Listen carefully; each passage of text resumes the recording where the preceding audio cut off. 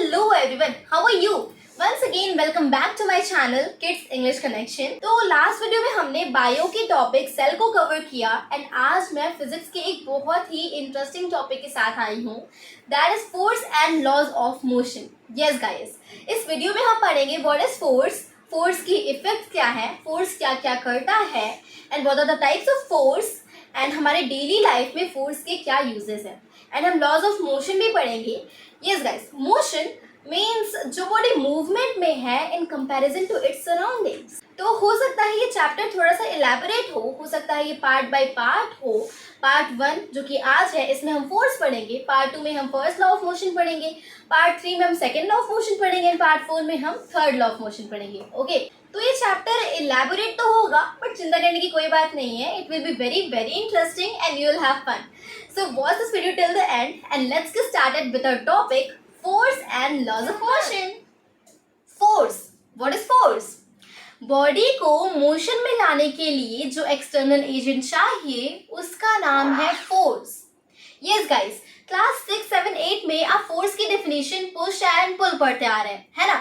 But यहाँ पे class 9th में फोर्स की डेफिनेशन बिल्कुल ही चेंज हो जाती है। So force is a physical cause which changes either the size or shape or state of rest or motion of the body. Force एक physical cause है जो चेंज करता है, बॉडी में चेंजेस लाता है, उसके साइज में चेंजेस लाता है, उसके शेप में चेंजेस लाता है, बॉडी को रेस्ट से मोशन में और मोशन को रेस्ट में लाता है। फोर्स एक वेक्टर क्वांटिटी है, मतलब इसमें मैग्नीट्यूड भी होता है एंड डायरेक्शन भी होता है। शेप एंड साइज ये नॉन रिजिड बॉडी में चेंज करती है। Non rigid body like toothpaste, आप कंप्रेस करते हैं तो पेस्ट बाहर निकलता है। और you can say foam, foam को जब आप कंप्रेस करते हैं तो क्या होता है, उसके शेप एंड साइज में चेंजेस आती है ना। Let me show you real one. ये देखिए, ये टाइप का फोम ही है। अगर मैं इसे कंप्रेस करती हूँ, लेट मी कंप्रेस, तो इसके शेप एंड साइज में चेंजेस आ जाती हैं। इसका शेप एंड साइज बिल्कुल ही चेंज हो गया, तो इसी को कहते हैं नॉन रिजिड बॉडी। एंड एक रिजिड बॉडी होती है जिसमें इंटरमोलिक्यूलर स्पेस नहीं होता, आप उसमें फोर्स लगाएंगे तो वो मूव कर जाएगी। जस्ट इमेजिन आपने कैरम बोर्ड के स्ट्राइकर को तेजी से मारा तो वो मोशन में आ जाएगी। गाइस, रिजिड बॉडी मोशन में जल्दी आती है in comparison to non rigid body. तो फोर्स बॉडी को मोशन में और इवन रेस्ट में लाता है। Okay, now let's see some of its example जो कि हम अपने डेली लाइफ में फोर्स लगाते हैं। लाइक ये देखिए, एक साइकिलिस्ट है, ये ताकत लगा रहा है, फोर्स लगा रहा है, पेडल मार रहा है अपने साइकिल की स्पीड को चेंज करने के लिए, तो यहाँ पे इसने फोर्स लगाया। अब एक और एग्जांपल देखते हैं। ये देखिए, ये एक फुटबॉलर है, ये क्या कर रहा है, ये फोर्स से डायरेक्शन ऑफ मोशन चेंज कर रहा है अपने बॉल का, तो यहाँ पे भी इसने फोर्स लगाया।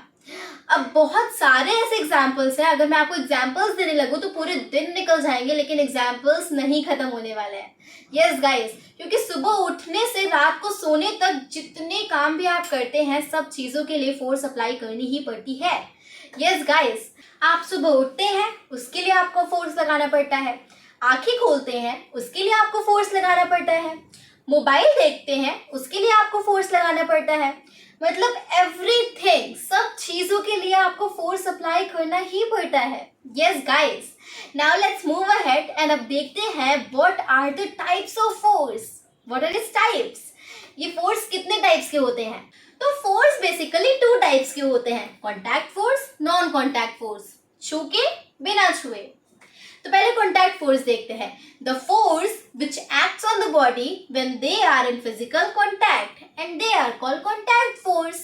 ये एक ऐसा फोर्स होता है जो बॉडी में एक्ट करता है जब हम उसका फिजिकल कॉन्टैक्ट करते हैं, अरे छू लेते हैं, मतलब जाके छू लेते हैं।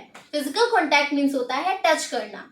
इसके बहुत सारे एग्जाम्पल्स हैं, हम एक एक करके देखेंगे। तो हमारा पहला कॉन्टैक्ट फोर्स है फ्रिक्शनल फोर्स। गाइस, जब आप चल रहे होते हैं, सो हैव यू नोटिस्ड आपके चलते समय क्या होता है? सोचिए सोचिए, आपका सोल ग्राउंड के साथ फ्रिक्शन करता है। यस गाइस, इवन जब आप बैठे हुए होते हैं तो आपका lower part of the body, आपकी lower part of the body and chair के बीच में फ्रिक्शन होता है। फ्रिक्शन ऑपोजिंग मोशन वाली बॉडीज में स्टॉपिंग लाता है, उसे रोकता है। मतलब अगर आप इस तरफ मूव कर रहे हैं तो फ्रिक्शनल फोर्स इस डायरेक्शन में फोर्स देगी, इस तरफ एकदम अपोजिट है। Yes, so when a body moves over a rough surface, a force acts on the body in the direction opposite to the motion of the body along the surface of contact. मतलब अगर आप आगे चलना चाहते हैं तो frictional force पीछे, frictional force backwards चलता है। Get it? और ये कहाँ है? It is everywhere, even while walking. आपके सोल एंड ग्राउंड के बीच में भी फ्रिक्शन फोर्स है। तो चलिए अब दूसरा कॉन्टैक्ट फोर्स देखते हैं। हमारा दूसरा कॉन्टैक्ट फोर्स है नॉर्मल रिएक्शन फोर्स।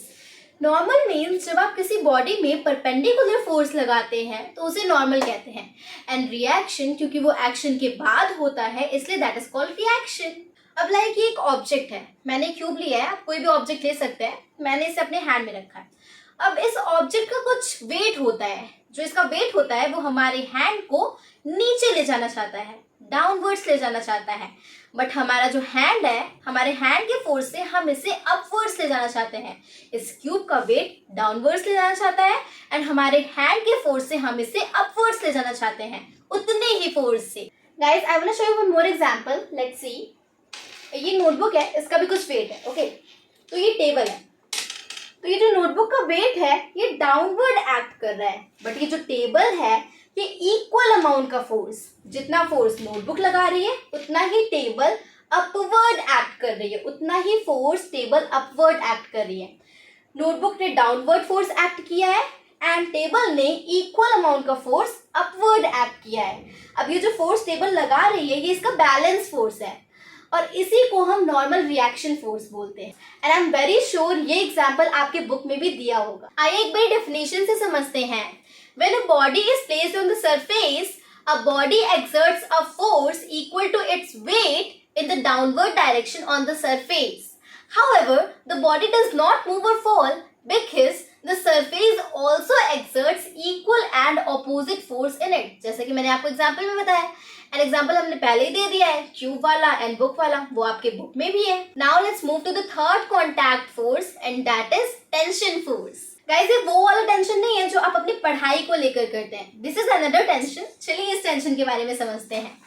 जब आप किसी स्ट्रिंग में एक वेट लगा देते हैं, फॉर एग्जाम्पल पेंडुलम, जो पेंडुलम में बॉब लगा होता है ना नीचे, उसे मेटालिक ऑब्जेक्ट कहते हैं। आई होप आपने पेंडुलम पहले देखा होगा, आपके फर्स्ट चैप्टर में था।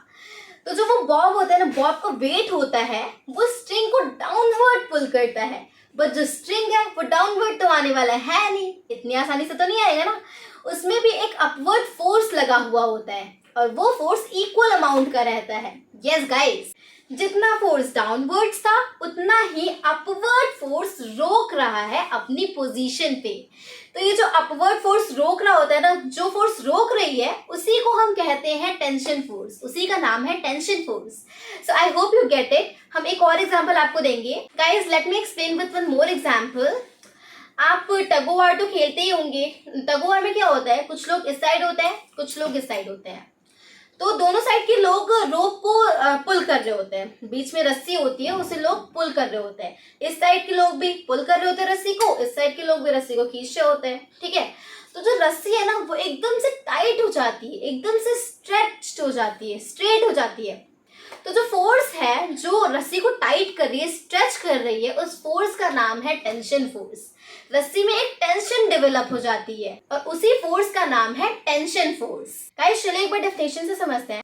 When a body is suspended by the string, the body pulls the string vertically downwards due to its weight. In its stretched condition, the string pulls the body upwards by the force which balances the weight of the body.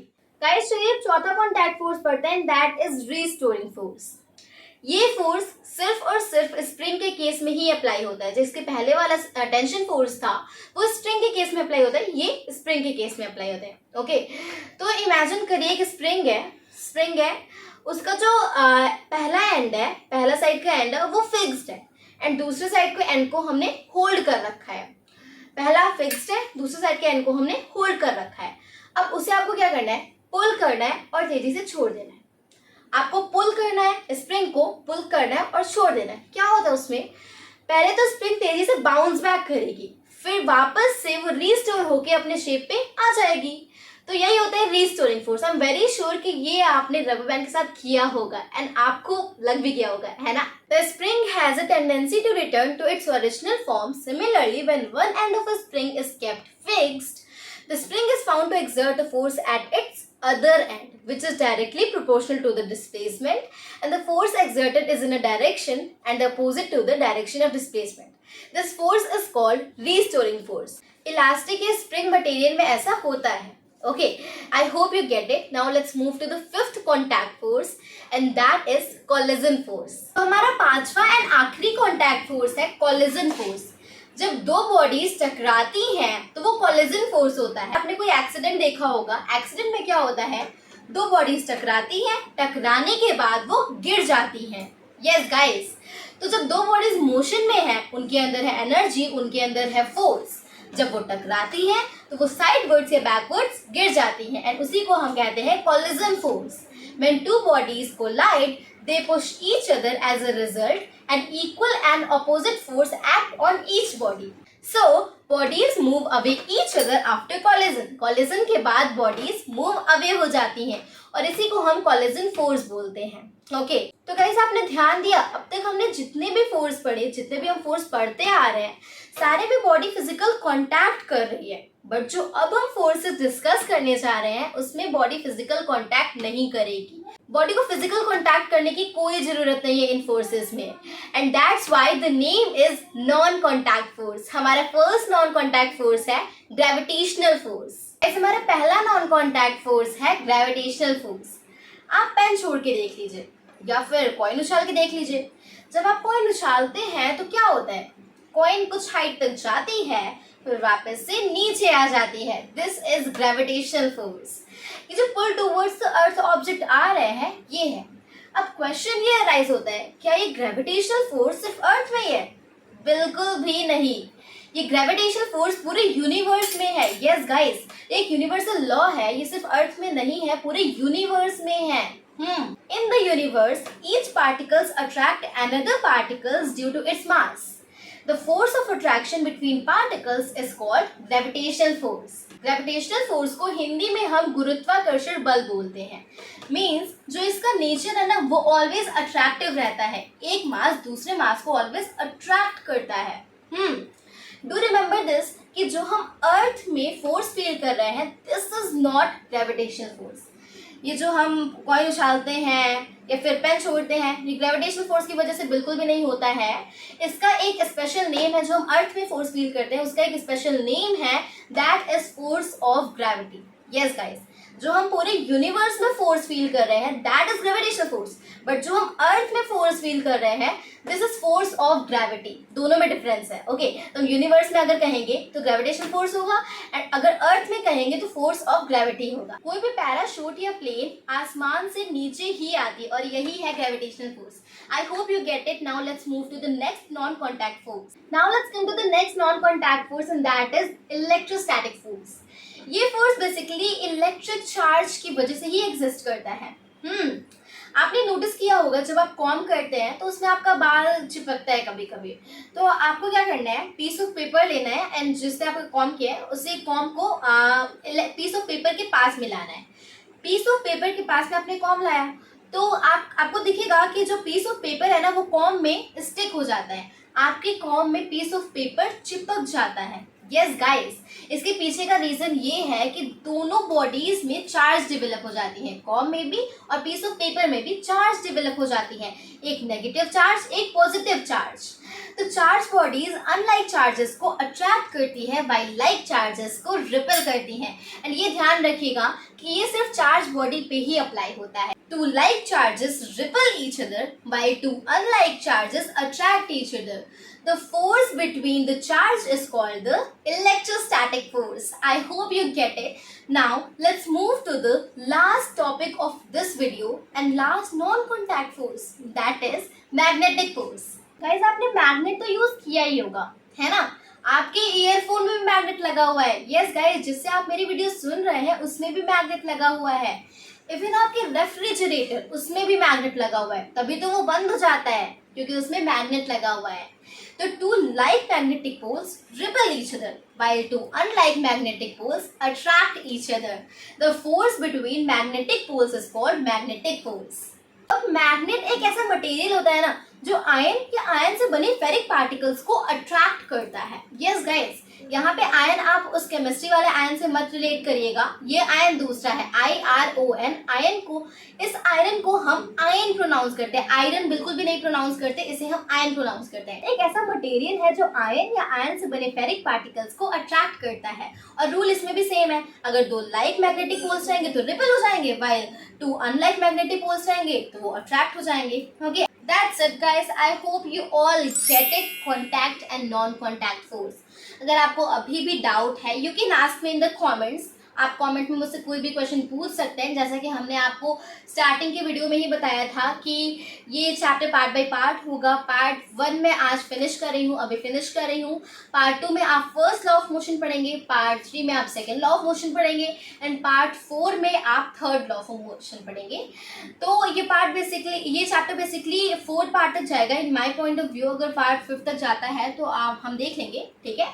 आज के लिए बस इतना ही। If you like the video तो like share subscribe and अपने friends के साथ भी शेयर करिएगा। Until then, keep learning, keep practicing and bye bye.